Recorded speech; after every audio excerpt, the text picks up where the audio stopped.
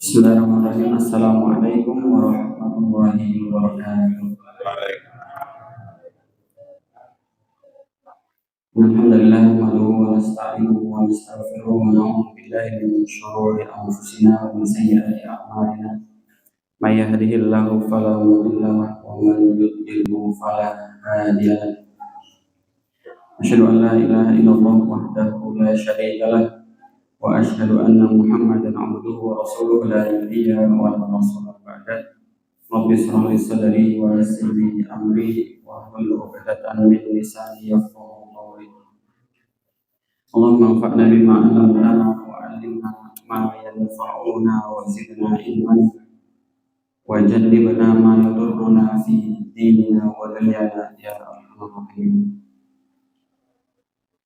Alhamdulillah, marilah pertama-tama kita berbanyak syukur kepada Allah Subhanahu wa taala atas banyaknya limpahan rahmat yang telah Allah berikan kepada kita semua. Tempat ibadah yang nyaman, kesehatan, kemudian waktu luang, maka itu semua nikmat-nikmat yang harus dan wajib kita syukuri, Pak. Karena jadi beberapa waktu lalu nih, Pak, saya ikut acara di Geraha Wisata di daerah Sriwadari, terus acara di Geraha Wisata daerah Sriwadari itu temanya tentang panggilan dari Gaza.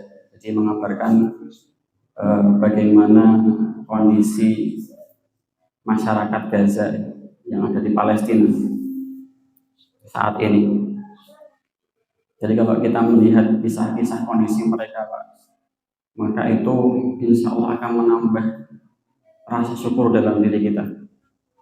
Jadi ternyata Palestina nih, Pak, semenjak awal konflik ini, tepatnya di tahun akhir 2023. Jadi sampai saat ini berarti kurang lebih 1,5 tahun terus-terusan dibantai dalam kondisi ketidakpastian itu, Pak. Jadi kalau ada sebagian masyarakat Palestina, Pak, karena memang kondisinya nggak pasti, mereka harus berlari, bingung mau berlindung kemana. Sampai-sampai ada yang membuka donasi melalui situs web internasional, ya, Pak. Itu bertujuan donasi itu untuk dirinya pribadi dan keluarganya agar bisa menyelamatkan keluarganya dari daerahnya, seperti itu. Karena memang nggak dipungkiri, ya, Pak. Sekarang coba kita bayangkan saja, tidak ada tempat tinggal, kemudian harus berlari, taruhannya nyawa. Di sana ada anak kecil mungkin, atau bahkan orang tua yang larinya tidak sekuat ketika mudanya, harus tertatih-tatih. Anak kecil yang tenaganya nggak sekuat orang-orang dewasa juga harus ikut berlari, belum lagi kondisi dalam keadaan lapar. Sehingga beberapa orang mereka itu seolah-olah ya kayak nyerah, teman, membuat menggalang donasi di salah satu web, kemudian untuk menebus dirinya dan keluarganya supaya bisa keluar dari Palestina. Tentu nggak semuanya, tapi sebagian orang. Dan itu manusiawi, gitu. Karena berat melihat, mungkin kalau dihadapi kita seorang diri atau seorang itu masih mampu, tetapi ketika melihat orang tua kita harus ikut sengsara, kemudian anak-anak tidak tahu arah kemana harus berlindung, maka di situ kadang keluar rasa iba, ya, sehingga ya itu tadi harus menggalang donasi. Dan menurut informasi yang disampaikan ketika acara itu, jadi setiap orang itu tebusannya untuk bisa keluar ke Mesir, karena perbatasan terdekat adalah Mesir, itu di luar konflik itu $300. $300 kalau dirupiahkan itu sekitar 5 juta kalau sekarang. Kemudian ketika masa konflik ini, Pak, naik berkali-kali lipat sampai dengan 5.000 dolar. Jadi 5.000 dolar itu kalau dirupiahkan kurang lebih 84 juta per orang. Kemudian kalau anak-anaknya itu harus menebus seharga 25 dolar, 2.500 dolar atau sekitar 42 juta. Jadi betapa mahalnya harga yang harus ditebus untuk keluar dari penjara terbesar ini, pembantaian terbesar. Dan kalaupun mereka harus bertahan di sana, Pak, telur, satu butir telur, jadi ada relawan seorang dokter, Pak, yang dia izin ke keluarganya untuk membantu menjadi relawan di rumah sakit Indonesia yang ada di Palestina.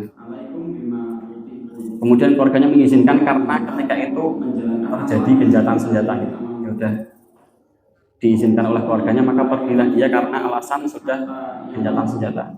Kemudian ketika pertengahan Ramadan, gencatan senjata itu dilanggar oleh Israel, sehingga ya tidak ada akses pun ditutup, ya. Keluar susah, masuk pun juga susah. Sehingga semenjak konflik ini harga bahan pokok pun mahal, bahkan satu butir telur ya, itu di sana sampai 55.000 satu butir telur. Maka kalau kita di sini, Pak, jangan sampai menyia-nyiakan makanan gitu. Kalau kita makan nggak habis, ya ditunda lagi, mungkin beberapa menit kemudian bisa masuk ke perut kita. Diusahakan untuk tidak sia-siakan, karena kita melihat kondisi saudara kita ya, sebagai bentuk keprihatinan kita ya, maka jangan sampai kita sia-siakan makanan itu. Kemudian juga mie rebus atau mie instan ya, Pak, entah itu yang rebus ataupun yang goreng, itu satu boxnya sampai dengan 2,5 juta. Jadi bukan harga yang murah, apalagi di sana sangat susah untuk mendapatkan uang seperti itu. Maka ketika kita melihat kondisi-kondisi seperti itu, yang menjadikan yang membedakan antara umat Islam dengan umat-umat Yahudi itu adalah keistiqomahnya dalam membela pihaknya. Jadi kalau orang-orang Yahudi itu, Pak, loyal banget sama Yahudi. Jadi dari zaman dahulu awal menjajah sampai sekarang tetap istiqomah. Sedangkan umat Islam mungkin tahunan ketika Israel menyerang saja. Kemudian ketika kita sudah donasi, seolah-olah kewajiban kita sudah gugur. Padahal tidak seperti itu. Padahal tidak seperti itu. Itulah bedanya orang-orang Yahudi dengan umat Islam. Seolah ketika sudah memberikan donasi yang mungkin tidak seberapa, itu menjadikan kita gugur kewajiban untuk membantu mereka. Padahal pembantaian ini terus berlangsung kurang lebih 18 bulan, 1,5 tahun, dan sampai sekarang pun masih terjadi. Maka kita sebagai sesama saudara seiman ya, selain kita bersyukur ya, Allah beri nikmat lingkungan yang aman, tempat ibadah yang nyaman sekali ya, karpet empuk, wangi ya, terus AC-nya dingin, maka kita manfaatkan fasilitas ini, Pak, untuk banyak-banyak bersyukur pada Allah, dan jangan sampai lupa untuk mendoakan saudara-saudara kita di sana. Ya, minimal kita tetap share ya, kabar-kabar mereka, karena ya mungkin akhir-akhir ini mulai redup ya, Pak. Awal ledakan konflik itu kan kita semangat ya, jadikan status WA, kita share di Facebook. Akan tapi seolah-olah sekarang ini kita bosan ya, Pak. Ya, Palestina mana, Palestina mana. Kadang kalau kita lihat videonya di skip aja. Padahal iya, itulah perbedaan ya, Pak, antara umat Islam dengan umat Yahudi. Jadi semangat kita itu tidak sekuat mereka. Fanatiknya kita itu terhadap sesama Muslim tidak sekuat mereka. Ya, tidak sekompak mereka, tidak seistiqomah mereka. Jadi kalau mendengar kabar-kabar seperti ini, Pak, maka ya kita perlu cari kabar-kabar yang terbaru lagi, kita update, kita doakan, kemudian Dan jangan lupa kita bantu apa yang bisa kita bantu. Kalau sekarang mungkin biasanya doa kita doakan. Kalau sekarang mungkin bisa dengan harta, ya mungkin sebagian harta kita sisihkan. Dan jangan sampai kita di yaumil kiamat nanti ketika Allah tanyakan apa peran kita, apa pembelaan kita terhadap melihat saudara-saudara kita dibantai, kemudian kita bingung mau jawab apa, seperti itu. Semoga ya kita bisa memperbanyak syukur kita, Pak, dengan nikmat yang Allah limpahkan kepada kita saat ini. Amin. Kemudian salawat dan salam tak lupa senantiasa tercurahkan, semoga senantiasa tercurahkan kepada Nabi Muhammad Sallallahu Alaihi Wasallam, yang mana tentunya berkat perjuangan Rasulullah sehingga hidayah sampai kepada kita. Jangan dirahmati Allah Subhanahu Wa Taala, tidak terasa kita saat ini, Pak, sudah sampai ke tanggal, kalau masuk maghrib berarti sudah sampai ke tanggal 20 Syawal, yang berarti bahwasanya bulan Ramadan sudah meninggalkan kita 20 hari, selama 20 hari. Maka yang menjadi pertanyaan adalah bagaimana kualitas ibadah kita, bagaimana kualitas ketaatan kita kepada Allah. Yang mungkin ketika bulan Ramadan, Pak, kita mampu untuk 5 waktu on time jamaah di masjid, maka jangan sampai tinggalkan, Pak, di bulan Syawal ini. Yang mungkin ketika bulan Ramadan, Pak, kita mampu 1 hari 1 juz, maka jangan sampai kita tinggalkan ketika keluar dari bulan Ramadan, seolah-olah perbanyak amal itu khusus bulan Ramadan saja, padahal tidak seperti itu. Dan dari tanda-tanda diterimanya amal seorang adalah al-hasanatu ba'daha, min sawabil hasanah al-hasanatu ba'daha. Dari tanda balasan diterimanya kebaikan, amal kebaikan seorang adalah kebaikan yang selanjutnya. Jadi Allah mudahkan kita untuk beramal baik, itulah tanda amal kebaikan kita diterima. Mungkin sebagian orang menyalahkan keadaan, Ramadan kan setan dibelenggu, okay? Maka bulan Ramadan berakhir berarti setannya dicolongin mana? Jadi ya mungkin malas saja mereka setan gue kan. Padahal belum tentu ya. Kalau kita mau berusaha sedikit saja, bersabar sedikit saja, insya Allah Allah akan bukakan jalan kita untuk mudah dalam beristiqomah. Walladzina jahadu fina lanahdiyanahum subulana. Barang siapa dan orang-orang yang bersungguh-sungguh pengen jadi baik ya, Pak, pengen lebih dekat dengan Al-Quran, lanahdiyanahum subulan, maka akan kami bukakan jalan-jalannya, tinggal kita mau atau tidaknya, kan seperti itu. Innallaha la yughayyiru ma biqaumin hatta yughayyiru ma bi anfusihim. Sungguhnya Allah tidak akan merubah nasib suatu kaum, tidak akan merubah karakter seseorang dalam artian lain, hatta yughayyiru ma bi anfusihim, sampai dia berusaha sungguh-sungguh untuk merubah dirinya, ya. Sebagaimana kita bulan Ramadan, Pak, yang tadinya mungkin jarang buka Al-Quran, kita paksakan diri kita untuk buka Al-Quran. Maka di bulan Syawal ini pun juga harusnya demikian. Dan biasanya setelah bulan Ramadan berlalu ini, Pak, ada 3 karakter orang. Jadi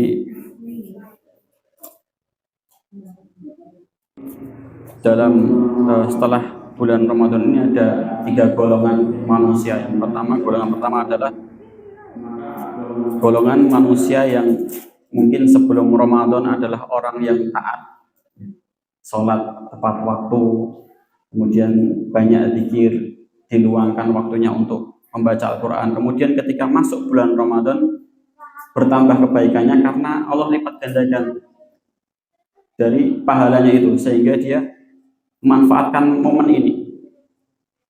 Mereka bersungguh-sungguh dalam melaksanakan berbagai macam kebaikan. Kemudian setelah selesai bulan Ramadan, mereka menjadi orang-orang yang lebih baik lagi, istiqomah dalam setiap amal ibadah. Maka ini golongan orang yang golongan orang yang pertama. Maka beruntunglah mereka, karena di antara ciri-ciri seorang hamba yang amalan Ramadannya diterima oleh Allah, di antara tanda kebaikan kita diterima oleh Allah, yaitu kebaikan tersebut berbuah pada kebaikan selanjutnya. Ya. Al-Imam Ibnu Katsir rahimahullah menyebutkan, min sawabil hasanah al hasanatu ba'daha. Di antara balasan kebaikan yang kita upayakan adalah kebaikan selanjutnya. Kemudian wa min jaza'is sayyi'ah as-sayyi'atu ba'daha, dan di antara balasan kejelekan adalah kejelekan selanjutnya. Jadi barangkali beratnya kita meninggalkan kemaksiatan itu bisa jadi karena kemaksiatan awal yang kita lakukan, Pak. Kemudian kita tidak memaksa diri untuk meninggalkan, sehingga menjadi kebiasaan dan semakin menjauhkan dari ketaatan. Dalam sebuah kitab, Imam Hasan Al-Basri rahimahullah juga mengatakan, sesungguhnya di antara balasan amal kebaikan ialah Allah mudahkan melaksanakan kebaikan setelahnya. Jadi kalau kita menghargai momen bulan Ramadan, Pak, kemudian kita paksakan untuk lebih dekat dengan Al-Quran, maka kalau kita pengen tahu apakah upaya kita dekat dengan Al-Quran itu diterima oleh Allah atau tidak, adalah ketika datang bulan Syawal, berlalunya bulan Ramadan, kita tetap Allah mudahkan dalam membaca Al-Quran. Mungkin ada sedikit penurunan, tapi insya Allah Allah tetap akan mudahkan kita dalam membaca Al-Quran. Seolah-olah ada yang kurang gitu, ketika tidak membaca Al-Quran. Walaupun mungkin ketika bulan Ramadan 1 juz, kemudian selesai bulan Ramadan datang bulan Syawal, kita hanya mampu setengah juz sehari misal, maka insya Allah dari tanda diterimanya bacaan kita atau upaya kita dekat dengan Al-Quran adalah dimudahkannya dalam mengerjakan amalan tersebut. Kemudian golongan yang kedua adalah manusia yang pasca bulan Ramadan adalah golongan yang sebelumnya bulan Ramadan ada orang-orang yang lalai, atau mungkin hanya mengajarkan kadang wajib dijalankan, kadang tidak. Kemudian datang bulan Ramadan, dia menjadi lebih giat dalam menjalankan amal ibadah. Kemudian setelah bulan Ramadan kembali lagi seperti sebelum bulan Ramadan, ya. Ibadah mulai ditinggalkan, kemudian maksiat mulai dijalankan kembali. Maka golongan kedua ini adalah mereka yang digambarkan oleh Allah di dalam surat An-Nahl ayat 92, wala takunu kallati naqadat ghuslaha min ba'di quwwatin ankasa. Jadi, dan janganlah kamu seperti seseorang perempuan yang menguraikan benangnya yang sudah dipintal dengan kuat menjadi cerai-berai kembali. Jadi diibaratkan oleh Allah adalah seorang wanita yang dia menyusun benangnya sehingga membentuk sarung atau kain, kemudian setelah kuat benangnya atau kain itu dibongkar kembali. Nah, seorang yang berusaha menjadi orang yang baik di bulan Ramadan dengan melakukan berbagai amal ibadah, akan tapi setelah Ramadan berlalu kembali berbuat maksiat dan meninggalkan ketaatan kepada Allah Subhanahu wa taala, sungguh ini adalah golongan yang merugi. Dan semoga Allah menyelamatkan kita dari golongan yang kedua ini. Jadi ketika bulan Ramadan telah pergi, bukan berarti berakhir juga amal-amal kebaikan kita. Tetap kita harus dekat dengan Al-Quran, karena Al-Quran itu petunjuk bagi kita, Pak. Saya pernah ketika kajian nih, Pak, ditanya oleh Ustadz, ya, kan di situ pesertanya banyak, ditanya oleh Ustadz, siapa di sini yang ingin menghadirkan generasi emas atau generasi yang nantinya bakal membebaskan Al-Aqsa? Banyak itu, Pak, semuanya mengangkat tangan. Kemudian Ustadznya berkata, kalau begitu siapa di antara yang menghatamkan Al-Quran di bulan Ramadan 1 kali saja? Kemudian banyak dari mereka yang turun, hanya berapa orang. Kemudian ditanya lagi, siapakah di antara yang masih angkat tangan, yang masih menjalankan qiyamul lail secara rutin di luar bulan Ramadan. Kemudian semuanya turun tangan. Nah, itulah yang menandakan bahwasanya umat ini kurang kesungguhan dalam mencetak generasi yang lebih baik. Sedangkan Allah menurunkan Al-Quran ini adalah menjadikan sebagai petunjuk bagaimana kita akan mencetak generasi yang baik, atau membuat jalan untuk bagi generasi-generasi setelah kita, anak turun kita menjadi orang-orang yang lebih baik dengan meninggalkan petunjuk itu. Maka jangan sampai kita meninggalkan Al-Quran. Jangan sampai Al-Quran ini hanya dipakai ketika bulan Ramadan saja. Jadi marilah kita sama-sama saling mengingatkan bahwasanya di luar bulan Ramadan apa-apa amalan yang telah kita kerjakan di dalam bulan Ramadan tetap harus menjadi rutinitas kita, supaya Allah Subhanahu wa taala melihat kita sebagai hamba-hambanya yang bersungguh-sungguh untuk menjadi hambanya yang lebih baik. Karena innallaha la yughayyiru ma biqaumin hatta yughayyiru ma bi anfusihim. Allah tidak akan merubah nasib suatu kaum ya, sampai dia bersungguh-sungguh berupaya untuk benar-benar ingin merubah nasibnya sendiri. Jemaah yang dirahmati Allah Subhanahu wa taala, melanjutkan pembacaan kitab yang sebelumnya sudah pernah kita sampaikan ya, yaitu ensiklopedi yang dicintai dan dibenci Nabi Shallallahu Alaihi Wasallam, dan sampai kepada bab amalan yang paling disukai Nabi Shallallahu Alaihi Wasallam adalah yang paling rutin dikerjakan. Jadi diriwayatkan dari Aisyah radhiyallahu anha, anna Nabiya sallallahu alaihi wasallam dakhala 'alaiha wa indaham ra'atun. Jadi Nabi sallallahu alaihi wasallam masuk ke kediaman istrinya ya, ke kediaman Aisyah, dan di dekatnya ada seorang wanita. Jadi ada tamu wanita ketika Nabi masuk ke dalam rumah, maka Rasulullah bersabda, qala man hadhihi. Beliau bertanya, siapa ini? Kemudian Aisyah menjawab, qalat fulanah. Dia fulanah. Kemudian tadhkuru min salatiha. Kemudian Aisyah menceritakan, menyebut-nyebut bahwasanya fulanah ini rajin sholatnya luar biasa. Banyak rakaat yang fulanah ini tunaikan. Maka Rasulullah SAW bersabda, qala mah alaikum bima tutikun. Beliau bersabda, berhentilah mengerjakannya atau memaksa diri untuk langsung banyak beramal ya. Hendaklah kalian melaksanakan amalan-amalan yang kalian mampu. Alaikum bima tutikun. Jadi Rasulullah menganjurkan untuk menjalankan amalan yang ringan saja yang kita mampu. Fawallahi la yamallullah hatta yamallu. Karena sungguhnya Allah tidak jemu ya, Allah tidak berhenti memberi pahala kepada kalian sampai kalian merasa jemu dengan meninggalkan amalan atau melakukan amalan secara berlebihan yang bisa berujung pada meninggalkan amalan tersebut. Wa kana ahabbaddin ilaihi madama alaihi sahibuhu. Jadi agama, atau dalam hadis ini artinya adalah amalan yang paling disukai oleh Allah ya, adalah yang rutin dikerjakan oleh pemiliknya. Jadi keistiqomahan itu lebih penting walaupun sedikit Pak, daripada amalan yang luar biasa banyak atau besarnya akan tetapi hanya sekali dilaksanakan ya.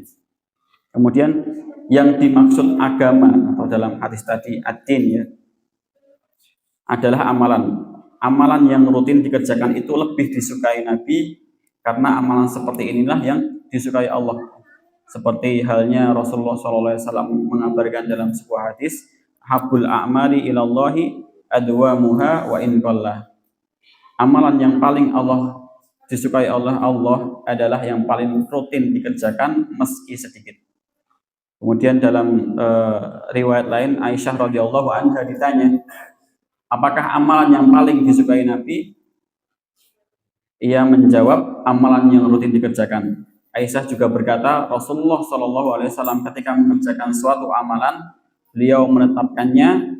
Ia juga berkata, amalan beliau rutin. Jadi ketika Rasulullah Shallallahu Alaihi Wasallam itu Pak hendak mengerjakan suatu amalan, maka beliau tidak mengerjakannya kecuali dijadikan sebagai amal yang istiqomah.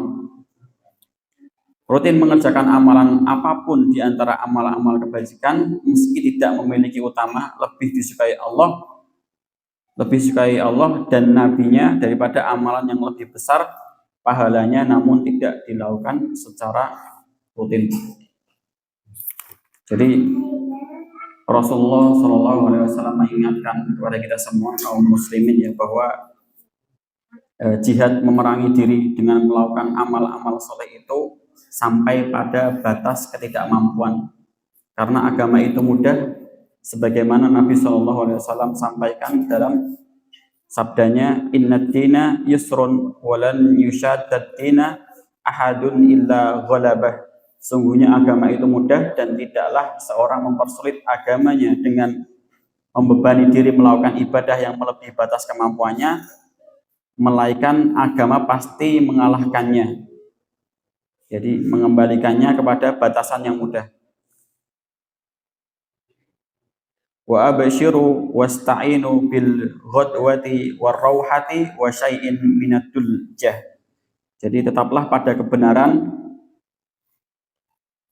dekatilah kesempurnaan jika kalian tidak mampu melakukan amalan yang sempurna, dan bergembiralah, jadikanlah waktu pagi, petang, dan sedikit di akhir malam untuk mengerjakan ibadah dengan melakukannya pada waktu-waktu dia tersebut.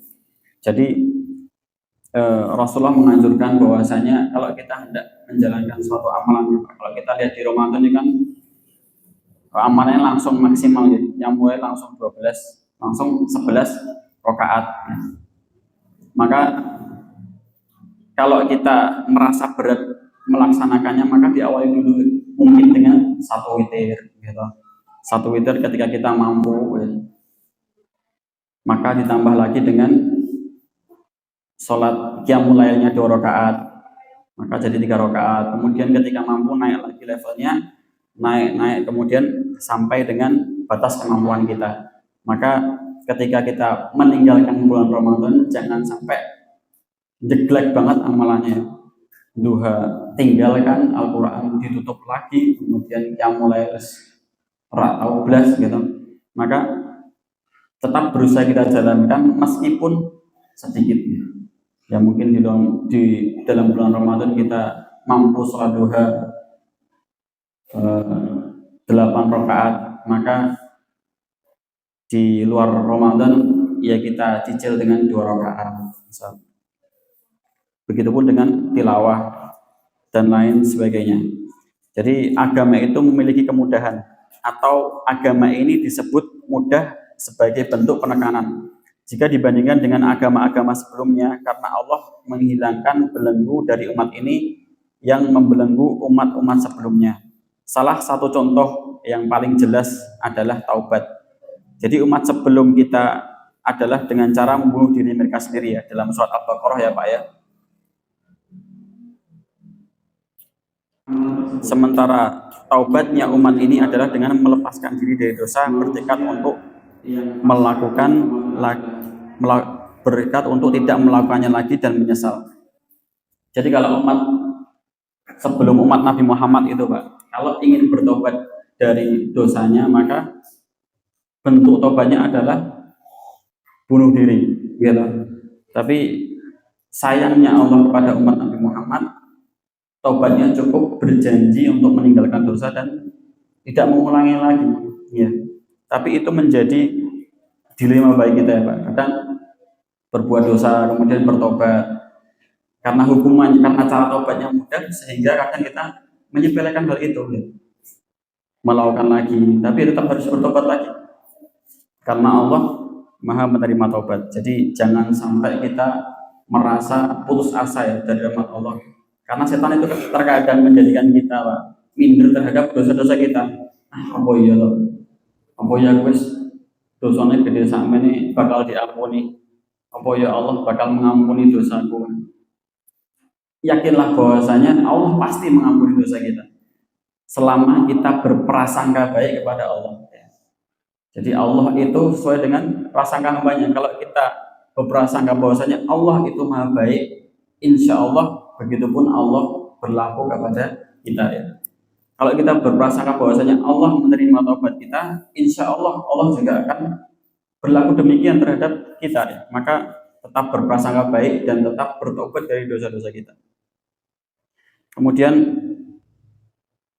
makna musyaddah adalah mengalahkan, artinya tidaklah seorang terlalu mendalami amalan-amalan agama dan meninggalkan kelembutan, melainkan ia pasti tidak berdaya ya, terhenti dan kalah. Dalam artian kalau kita memaksakan diri kita ya Pak ya, satu hari misal yang biasanya nggak pernah 5 juz dipaksakan 5 juz, maka bisa dipastikan ya dalam pendapat ulama ini besoknya langsung futur kan seperti itu. Dan akibat dari futur itu biasanya malah berdampak dengan amal-amal lainnya. Sholatnya pun juga ikut jeglek, kemudian zikirnya pun demikian. Maka ketika menjalankan ibadah perlu tahapan-tahapannya. Maka orang sebelum kita tahu bahwa siapapun yang bersikap berlebihan dalam agama, ia pasti terhenti dalam melakukan amalannya. Hadis ini bukan bermaksud melarang mencari yang lebih sempurna dalam agama, karena mencari yang lebih sempurna dalam agama adalah hal terpuji. Bahkan hadis ini melarang berlebihan dalam menjalankan amalan agama yang berujung pada bosan dan jenuh, atau melarang mengerjakan amalan-amalan sunnah secara berlebihan yang menyebabkan meninggalkan amalan lain yang lebih utama, atau mengeluarkan amalan wajib dari waktunya, seperti orang yang sholat sepanjang malam lalu setelah itu mengantuk di akhir malam sehingga ketiduran, tidak mengerjakan sholat subuh bersama jamaah, atau hingga waktu terbaiknya habis, atau bahkan sampai matahari terbit hingga waktu wajibnya habis. Jadi ya dikhawatirkan kalau kita tidak terbiasa Pak, biasanya kita gunakan waktu malam, satu malam full untuk tidur ya. Setelah isya tidur sampai subuh, kemudian kita ada semangat untuk mengerjakan amal soleh ya, karena tidak terbiasa akhirnya kita paksakan diri kita mengerjakan sholat yang mulai 11 rakaat. Adalah kehabisan dalam 11 rakaat itu kita butuh waktu 1 jam ya. Kemudian ketiduran 12 sampai bangun-bangun duha. Padahal sebesar-besarnya amalan sunnah yang hukumnya sunnah itu tetap di bawah balasnya, tetap di bawah amalan wajib. Jadi kalau kita diberi 2 pilihan antara mengerjakan sunnah dan wajib, tentu yang dijauhkan yang wajib. Kalau kita pengen mengerjakan qiyamul lail, maka kita perlu tahu batasan diri kita. Kira-kira kalau kita mengerjakan 11 rakaat itu mampu nggak sholat subuh tepat waktu? Maka kalau nggak mampu ya sebelum tidur cicil dulu witirnya 1 misal dari tahapan itu. Kemudian kalau sudah mampu ditambah-tambah lagi sehingga kita pola tidurnya sudah menyesuaikan, maka barulah boleh menjalankan ibadah sesuai dengan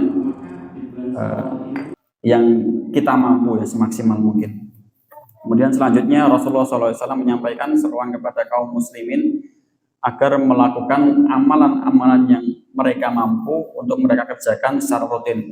Cukup melakukan amalan ibadah yang mampu dikerjakan dan tidak memaksakan diri melakukan amalan yang tidak mampu dikerjakan. Rasulullah SAW bersabda, "Ya ayyuhan nasu alaikum minal a'mali ma tutiqun." Ya, ini seperti hadis yang disebutkan tadi ya. Wahai manusia, hendaklah kalian melaksanakan amalan-amalan yang kalian mampu. Jadi meskipun sedikit itu Pak, jangan sampai kita meremehkan amal kebaikan. Ya, sebagaimana dalam sebuah kisah Pak. Jadi pada zaman Rasulullah itu ada seorang wanita yang bernama Ummu Mahjan. Jadi Ummu Mahjan ini wanita yang sudah tua. Kemudian fisiknya pun lemah. Kemudian secara ekonomi juga tergolong orang yang fakir ya, jadi tidak memiliki harta, sehingga bingung kira-kira apa kontribusi yang bisa dia lakukan untuk umat Islam ini. Ya, maka Mahjan ini inisiatif ya Pak ya. Jadi setiap hari niku membersihkan Masjid Nabawi. Ya, membersihkan, nyapu, sekedar nyapu Pak.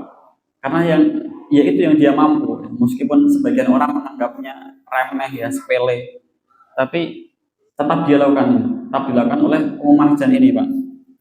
Jadi di usianya yang tua, kemudian di fisiknya yang lemah, tapi dia tetap istiqomah Pak. Pagi nyapu bersihkan Masjid Nabawi, diambil daun-daun kering, kemudian dikumpulkan, dibuang ke tempat pembuangan, tempat sampah, kemudian besoknya demikian, sampai berjalan beberapa tahun. Kemudian sampai batas usianya, maka Mahjan ini meninggal ketika mendekati malam hari Pak ya. Ketika malam hari pada Isya. Kemudian ketika para sahabat ini melihat ya Mahjan ini meninggal, ketika para sahabat melihat Mahjan meninggal ini langsung bergegas Pak, sebagaimana yang dicontohkan nanti bahwasanya ketika ada orang meninggal maka segeralah untuk dikuburkan. Maka segera dimandikan, kemudian disolati dan dikuburkan. Kemudian di pagi harinya Rasulullah ternyata perhatian ya Pak, yang walaupun Mahjan ini kegiatannya cuma ngambil daun kering di Masjid Nabawi, tapi Rasulullah perhatian. Ketika datang pagi hari Rasulullah mengamati, ini kok nggak ada Mahjan. Nah, bertanya kepada para sahabat, para sahabat, apa dari kalian ada yang melihat Mahjan? Maka para sahabat berkata, sungguhnya Mahjan telah meninggal tadi malam ya Rasulullah. Kemudian ketika kami hendak mengabarkan kepada engkau, kami dapati engkau masih tertidur ya. Karena kebiasaan Rasulullah ketika setelah sholat Isya tidur seperti itu, supaya bisa beribadah di awal malam.